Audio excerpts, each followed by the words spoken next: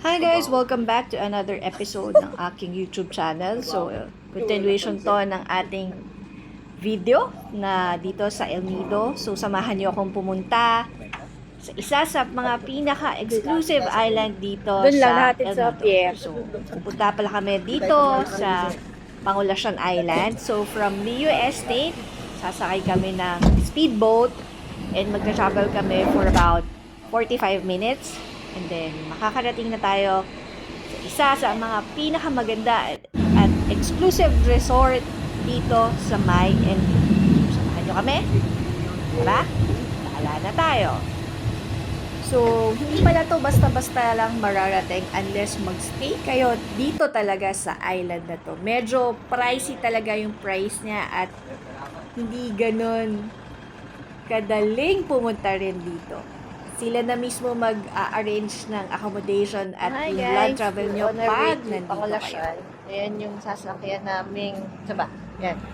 Yan yung sasakyan namin going Pangulacion. Yung speedboat na yan. So, yan. Isa sa mga sikat na resort dito sa El Nido. So, yun lang. See you later. Look at the view, guys. There you go. Ayun yung mga kasama ko. Yan. Saka si Kuya Bong. Yan. Yun lang. So, ayan yung speedboat namin. Yan.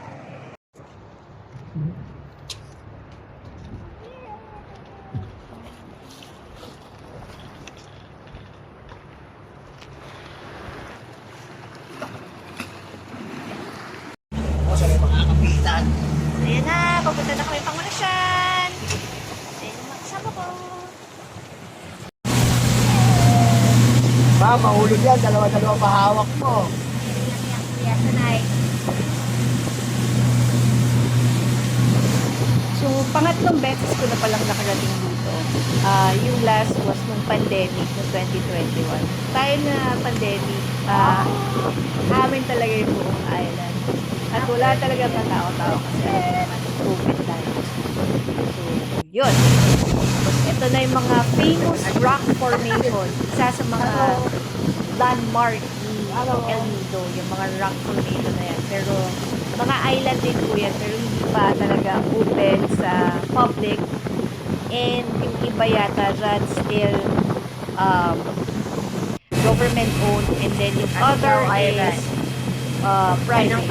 Ayan yung Cadlao Island. So, isa rin yan sa mga sikat na puntahin pag nandito po kayo sa El Nido. Isa yan sa mga island hopping na ino-offer nila dito sa El Nido.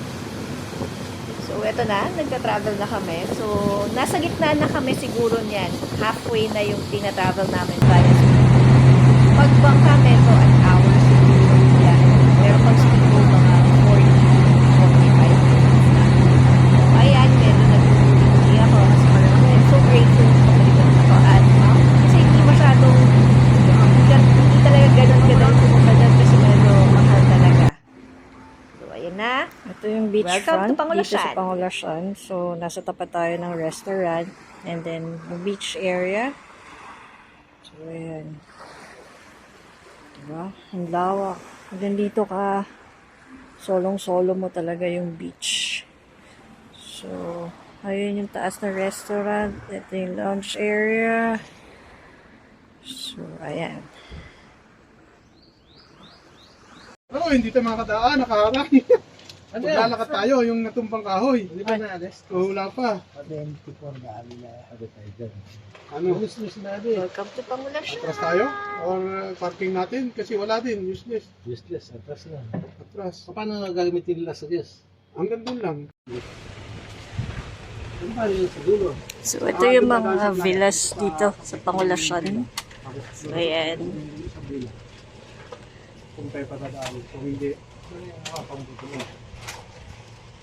kasi may gwardiya yan. Yan.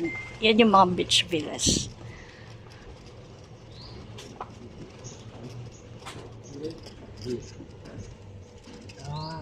Yung typical beach house, and then ito yung mga canopy villas. Tingnan nyo kung gaano kataas.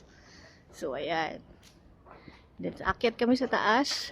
Ito yung golf cart na sinasakyan namin. So, hindi kami pwedeng dumiretso kasi may bumagsak na kahoy doon. So, tinatanggal nila. Clearing. So, ayan. Dadalhin ko kayo sa isa sa mga sikat na resort dito sa Ayala at dito sa El Nido. Yan yung itsura ng Canopy Villas. Yan. Diba? Ganda.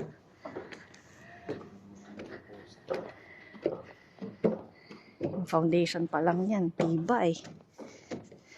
Sinunod po nila yung terrain dito ng lupa, ha? Solid yung mga foundation dyan. Mga bike sila sa guest. 37. 37. Yan, yan. Si Sir, naliligaw na. Ano ba yan?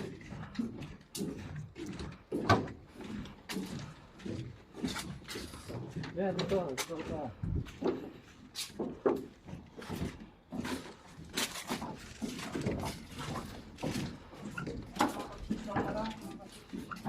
Ha? Ito yung bed, CR. Yan.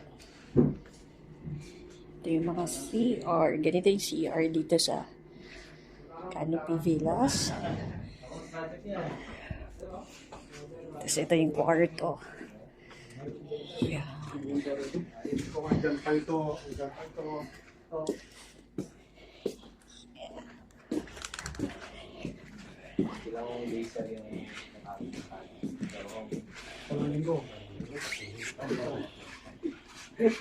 Tapos may balcony.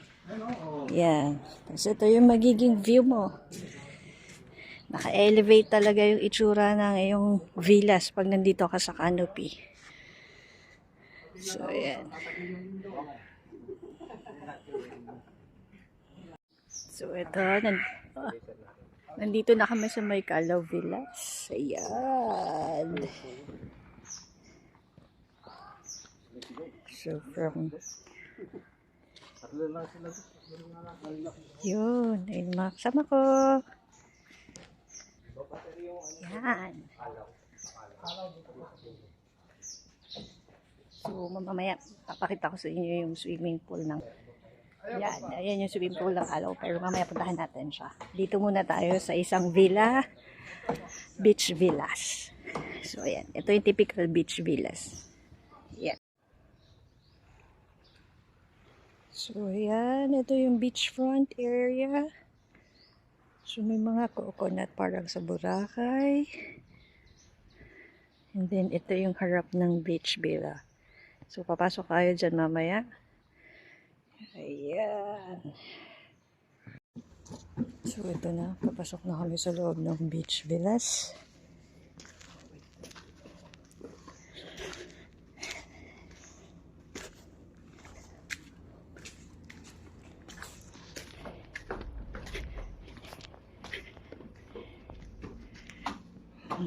Ayan.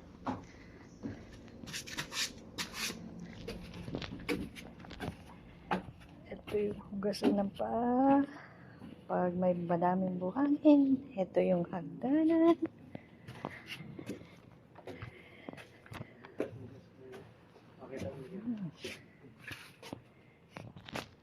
Yung CR ng beach villas. So, ayan. Separate din yung lababo. So, separate din siya. And then, shower area separate. And then, yung toilet is separate also. Tapos, merong couch. So, kung gusto mo lang umupo. Ayan. Tapos, ito yung walk-in closet. So, may mga provided naman na para ayaw mainitan. So, ayan. Hello! Ayan. Sliding yung kanyang pintuan, pero solid. And then, yung floor is TNG. So, ito yung swimming pool dito sa may Casa Calaw. So, yan. Ito yung common swimming pool. Yung mga walang swimming pool na villas, dito sila nagsiswimming. And then, merong bar doon, mini bar. And then, may mga gusto mag-relax dito, ayan, meron. So, ayan. So, look at the view, guys. Look at the view. So, ayan.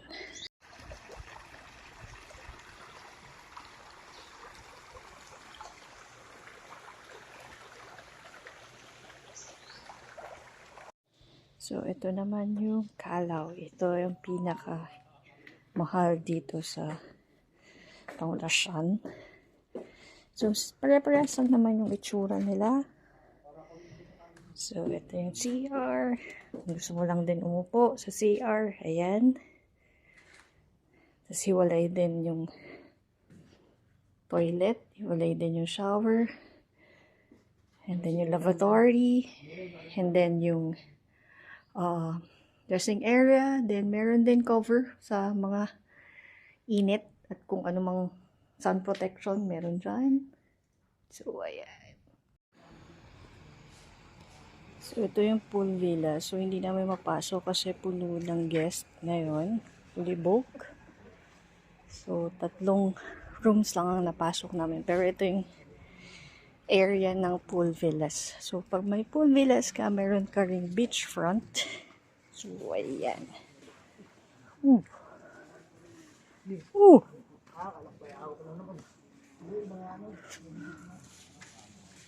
Manok. So, ayan. So, ito yung mga area ng pool villas. So, ang pinakamahal dito is yung Kalaw. And then, sumunod tong pool villas, Canopy, and beach villas. So, yung 4 na kinikater dito sa Pangasinan. So, yun.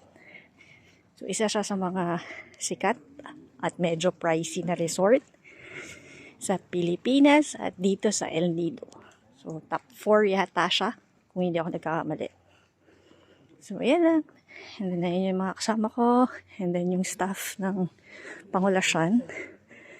So, ayan. Tapos na kami. So, yung harap na lang yung gagawin namin. And then, transfer na kami sa isang island ulit. Isa rin yun sa sikat na resort sa Pilipinas at dito sa El Nido. Bye-bye! So, pag nagstay po kayo, libre din yung gym dito. So, ayan yung gym facilities nila. Hindi ganun kalakihan, pero maganda din. Huwag kang tatakbo, ha?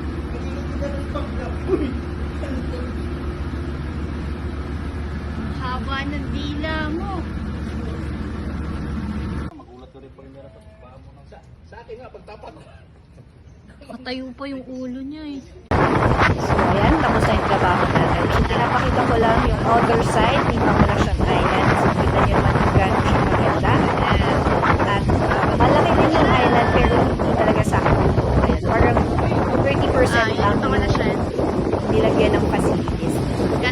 So, hanggang sa muli, ito ang inyong lakwatsyarang appraiser. Ito lang yung ano niya. Na hindi nagsasawang magbigay sa inyo ng mga iba-ibang lugar dito sa Pilipinas. Please like, follow, and subscribe Marami to my yatang YouTube guest channel. ngayon. Maraming salamat sa inyong Ayun, may panonood. nasalubong sa amin. See you to my next adventure dito sa Palawan. Paalam!